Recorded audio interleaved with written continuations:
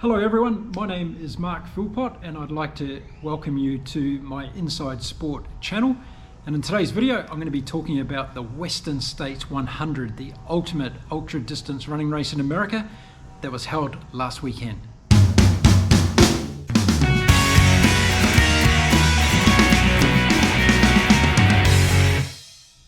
Well, if you haven't been following ultra distance running before, now's the time that you should get into it because the sport is exploding and there are some amazing athletes taking part in the sport, both men and women across the world. And this last weekend, just a couple of days ago, we had the Western States 100, which is one of the premier running events in the ultra distance calendar every year. It's based in California in the United States, and it has an amazing history associated with this race. So yes, the Western States 100 has a phenomenal history. It actually started off as a horse race, and 50 years ago it became a running race, and now we celebrate this past weekend 50 years of Western States, and what a race we had this last weekend. And I want to talk about this particular race from a ultra distance athlete perspective, but also as a sports lover, because this had a little bit of everything. It doesn't matter whether you're a male or a female following this tremendous sport at the moment. We have some really iconic figures, and a couple of those came to fruition in this weekend's race. Now, first of all, if you don't know anything about ultra distance running, it's basically taking a marathon, throwing a whole lot of different miles onto it, going out into mountains and forests and trails around the world, putting a few pairs of running shoes on that have little nibbles on the bottom of them so you don't slip over. And if you really need them, you need some hiking poles as well, and you're good to go on an ultra distance race. Now, an ultra distance race is anything over 50 kilometers. So we have our marathon distance at 42 kilometers. Anything over 50 kilometers is considered to be an ultra distance race. And the Western States 100, well, no prizes for guessing how far that is. It's actually 100 miles. 100 miles, 0.2, I think it is exactly. Now, the Western States 100 starts in Olympic Valley at an altitude of around about 6,200 feet, if my memory serves me right. And then it runs all the way down to Auburn in California and finishes in Auburn. And the great thing about this race is that there's something like 22,000 feet of descending. So you better be pretty good at going downhill in this race. But it also has some very impressive climbs up over mountain ranges. So you have to be really on your toes. If you're not an ultra distance runner, you haven't really connected with the sport yet, it's an amazing sport because it takes you off-road and over some of the most amazing trail and forest runs in the world. And unfortunately, the Western States were hit with some wildfires last year, and a lot of the course this year we saw very barren and very black, unfortunately. But a lot of people, all volunteers, got out there and made the trail good again, so that this year's runners, over 370 of them, were able to get out there and have a phenomenal race this past weekend. Now, it has to be said that the volunteers do a lot for this race. They come together every year and help this race actually come to fruition. It is run by a not-for-profit organization, the Western States Endurance Run. So if you do want to donate to their cause, it helps keep this race going. And what a way to be part of a sporting community around the world by making a donation to a not-for-profit that puts on an amazing race like this every year. So this year was always going to be very interesting. People were talking for months about how fast this race could be. Some of the athletes that were lining up were some of the best in the world. And there was also some dark horses as well. We had a couple of Chinese competitors that were coming in, and not too many people outside of the ultra running community knew too much about those athletes and whether or not they were actually going to be able to perform on a big stage like this. Now, the Western States every year, it's a lot dictated by the weather. It starts off and you're running in or around snow, and then as you descend down into the valleys and the canyons, it gets very, very hot. So most years we see a lot of runners struggling with heat. And the good news for everybody before they lined up at Olympic Valley this year was that the temperatures were a lot cooler. In fact, it was actually ended up being the fourth coolest race of all time. And I think that was representative of some of the times we saw in the weekend. So runners start off at 5 a.m. in the morning, and they have to get to Auburn in California, the 100 miles, before 10:59 a.m. the next day. That's the cutoff time for the run, which is 30 hours if you can work it out. And it's a pretty big milestone for a lot of people. So as I said, over 370 people started the race this year. And some of the favourites included in the men's side of things: Tom Evans from the UK, Dakota Jones from the United States, and also someone like Tyler Green was also up there, expected to do very well. We had Daniel Jones from New Zealand representing New Zealand. Daniel had won the Tarawera Ultramarathon in New Zealand, which gave him a rite of passage into the Western States. And it is a race that you have to qualify for. So before you go out there and start looking on their website that you want to actually run the race next year, you have to qualify and go into the lottery system. That's how a lot of these races are working out now. For somebody that used to be an Ironman triathlete back in the day, we used to be able to just go onto a website, fill out a form and get into a lot of these big races. It's not the case these days. You have to go through a lottery process, and Western States is one of those races. So have a look around the world on all the different ultra running websites, and if you are interested in doing Western States 100, then you can find out where you can qualify and go into the lottery system for that race. So as I said, the weather was good for athletes. Starting off on Saturday morning, they had an opportunity to get underway. We did find out that there was a lot of snow on course, so they had quite a bit of snow running to start off with. But once they were past that section and started the downhill sections of the run, things became a lot more pleasant for the runners. And actually, I've spoken to a couple of the runners since the race, and they said in those early parts the running was actually very, very ideal. One of the things that people were worried about for this race this year was the fact there had been a lot of wildfires burning. A lot of the foliage along the trail had been destroyed or is destroyed, and therefore the shade factor that usually comes in and plays a big role in this race wasn't going to be there this year. So even though that temperatures were lower this year, there was a lot of more solar impact for the races as they went down through the different stages of the race. So now this race is live streamed online every year. It's a fascinating thing to watch. If you think you can sit in front of YouTube for 15 hours straight watching an amazing sporting event, this one is for you, and had me hooked right from the first few minutes of this race. It was absolutely extraordinary. We saw a pack go off in the beginning and from the men's side, and then we saw one of the Chinese runners go out on his own, Jing Xing Cheng, and he decided that he was going to try and put a bit of a lead on everybody in this year's race. As usually happens with front runners, they get caught up and the pack usually takes them over, and we saw that happening fairly quickly in the men's race. We saw Tom Evans and Dakota Jones start to put the pressure on, and they decided to go out front and actually have a bit of a bromance for a large part of this run. Tom is ex-military. I've actually interviewed him before on my podcast, so I'll put a link in the description here if you want to hear my interview with Tom. It was done 2 years ago. And it's fascinating to hear back then actually what his goals and visions were for his future in the sport of ultra running. And I can say there that he's basically achieving everything that he said he was going to 2 years ago. He got third position at the big UTMB race in France last year, and that was another crowning glory in his particular onward and upward trajectory in his ultra running career.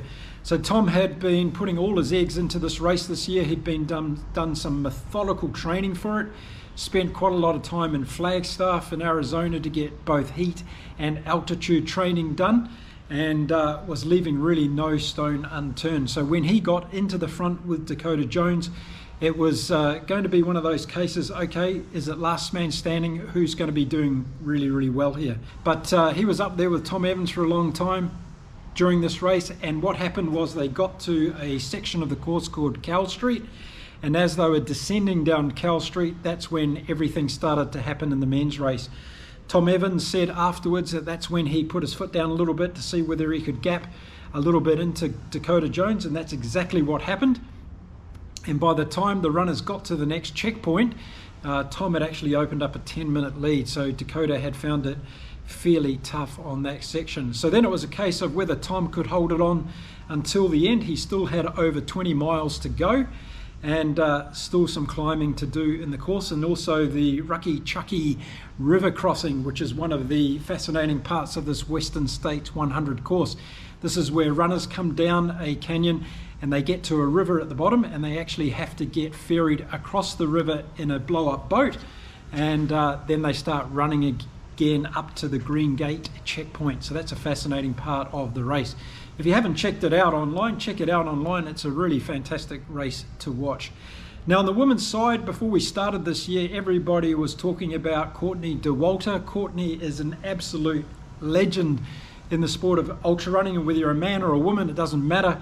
We all love Courtney, and she's really the pinnacle of the sport, I think.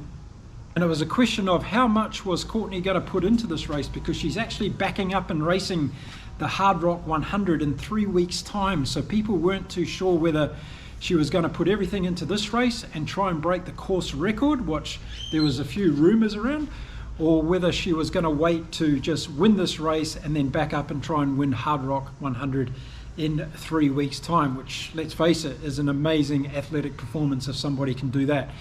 Anyway, Courtney went out from the gun and basically said, right, I'm going to own this race, and away she went. And she started to run a little bit with Katie Schide, who won the UTMB race last year in France. Katie, a phenomenal runner in herself and somebody who's really still learning the sport, but she's doing some amazing performances. So Katie and Courtney were running pretty much within about a minute or two of each other for a long part of the beginning of the race, and then Courtney decided to put her foot down, and when she did, she just blew the whole women's section of the race apart. It was fascinating to watch, but it just seemed, watching Courtney on the coverage this weekend, she was laughing and smiling. She seemed to be doing it very, very easily, even though that this is a 100-mile run. We all know that it's not easy. We all know we go through our different pain cave experiences at different times in this run. But this lady is just a phenomenal athlete and a phenomenal human being. And she's somebody that's really taking the sport of ultra running to the wider audience. She's bringing more and more people into the sport. She's doing amazing performances and showing women in sport what's possible. And I'm sure she's inspiring a generation of young girls to get out there and take up trail running as their particular sport. So we saw Katie and Courtney really taking off in the women's side, and then we saw a group of runners, probably from position number 3 through to 10, very close in proximity to each other throughout the race. And we saw the different positions changing and ebbing and flowing as those particular women went on, and they were all within a group of about 10 minutes of each other. It's pretty exciting for most of the day. As the women progressed, we saw Courtney doing her thing, and she was starting to catch a lot of the men in the competition. She went past Matthew Blanchard, who got second at the UTMB race in France last year, and when she did that, a lot of eyebrows went up, because it was a wonder and then on how far Courtney could get herself up into the top 10. She was advancing on the course record time every step she was taking, and by halfway throughout the run there was no doubt about it that Courtney was going to slash the course record for this course, which was actually 12 years ago, set 12 years ago. So it had been set a long time ago, and people thought in the ultra running community that this record wasn't going to be beaten for a long, long time. And nobody had gotten within 20 minutes of that record for years. So here was Courtney out here doing her thing, and by the time she got to the finish line, it was absolutely extraordinary. So by the time we got across Rucky Chucky Creek and the river crossing there, there was a lot of speculation around what was going to happen in the men's race. Tyler Green from Oregon was having the race of his life. He's been a great performer at this race before. One of those guys that not a lot of people outside the ultra community know who he is and know how good he is, but those in the ultra running community certainly know how good Tyler is, and he was living up to it again on this weekend.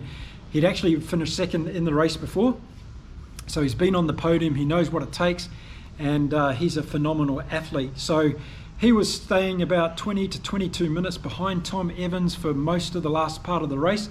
And by the time that Tom had climbed up to Green Gate and then up to Roby Street, it was a foregone conclusion that Tom wasn't going to be subjected to last minute wobbles and fall off in this one. So Tom Evans went on to win this year's Western States in the men's division, a phenomenal time of 14 hours and 40 minutes to run 100 miles. Work that out in your pacing timetables, with 22,000 feet of descending and a few thousand feet of ascending. So you can just work out how phenomenal Tom Evans actually is. Tyler Green had a good hard-fought battle with Anthony Costales, who was running in third position. It looked like for a while that Anthony was going to catch Tyler. He didn't. He ended up finishing about 10 minutes behind Tyler in third place. So it was Tyler Green coming in from second from Oregon, and then we had Anthony Costales coming in third position, also from the United States. Anthony's a great runner. He's run a couple of run a couple of races this year, and I'm sure this experience at Western States is going to do him well for the future, because I think a lot of people had him on their fantasy pick for this particular year's race, and I think he's going to be a marked man next year because he's going to come back with all that experience. So that was the top three men. And then in the women, Courtney Dauwalter. What can I say about this woman? I just can't say enough about her amazing performance. She crossed the finish line in 15 hours and 29 minutes, a new course record by 1 hour and 10 minutes, a phenomenal effort. And not only that, she was 6th overall. So that's right, Tom Evans was only 50 minutes ahead of Courtney Dauwalter. What an absolutely amazing performance. And it just showed, because Katie Schide is a phenomenal women's ultra distance runner, and Katie came in second in the Western States 100 this weekend, but she was over an hour and 15 minutes in fact behind Courtney in 16 hours and 43 minutes. So well done to Katie Schide coming in second. And in third place from Hungary, Esther Gerling. Esther came in at 17 hours and 25 minutes behind Katie. So a great performance from Esther. I think Esther's living in Hong Kong these days. She is from Hungary, but another wonderful performance from her. She's a very, very strong runner. I'm sure that this experience in Western States has lined her up well for next year. I think next year's race is going to be even better still. I think Western States 100 next year, it's always the last weekend in June, so circle it in your calendar now. If you're not an ultra distance running fan yet, make sure you check it out next year. So the other thing that happens in this race that's phenomenal is that after the front runners come in and all the energy goes from the top 10 and men and women, we get into all the age groupers and people that have been fighting to get to the finish line. And if you've ever stood at the finish line of a long distance triathlon or marathon or ultra distance race, the energy, the adrenaline, the motivation is palpable. It's just absolutely amazing. And Western States 100 is also like that as well. So down there in Auburn, around 10 o'clock the following morning, when the last races were coming in, just under the 30 hours, it was an amazing scenes with people coming in almost crawling to the line in the time restricted area of 30 hours. It was an awesome thing to see. So it was definitely one of the best Western States 100s. It was one of the best ultra distance 100-mile races I've ever seen. And I'm sure it's going to ignite a lot of those top athletes that weren't there running this year, such as Kilian Jornet, Francis Dehane, Jim Wormsley and others. I think it's going to inspire those guys to get out there and do something special this year, whether it be at Hard Rock, UTMB, or any other races that they do. So there we go. If you're not a fan currently of ultra distance running, I do suggest that you check it out online. There's lots of amazing races around the world that are getting better and better broadcasting coverage now from people. We followed a lot of the races on this race by drone, which was fantastic to see as they ran up and down the canyons through California there. So it's a spectacular scenery as well as a spectacular sporting event. And don't forget, you can participate in your own ultra distance marathon. You can go out there and find races that are either 50 kilometers, 50 miles, 100 kilometers, or even 100 miles if you want to give that a go. And be careful, because I can tell you this from experience, once you've done one of those ultra distance races, you will be hooked on it. Race in the weekend, one shout out as well, Jingjing Sheng from China was in 4th position overall. We're going to see more Chinese runners participating in these runs around the world, which is a great thing. They're bringing a new excitement as well to the sport, and it really is a global and multicultural sport. The ultra running community is a fantastic community. It's a very family orientated community, and everybody's out there looking after each other and making sure everybody stays safe and has the best chances of finishing their races as well. So there we go, there's my wrap for the Western States 100 for this past year. Absolutely amazing weekend, incredible sights and scenes that I've shared with you in this video. And remember, if you like my videos here on Mark Philpott Inside Sport, don't forget to hit the subscribe button. I love you for that. Hit the little bell notification and drop me a comment if you watched the Western States 100 this past weekend. Did you check it out? What did you think of it? Who was your favorite runner? Who were your picks? Did they come in where you thought they were? And are you going to give ultra running a go in the next 12 months? Let me all know that in the comments.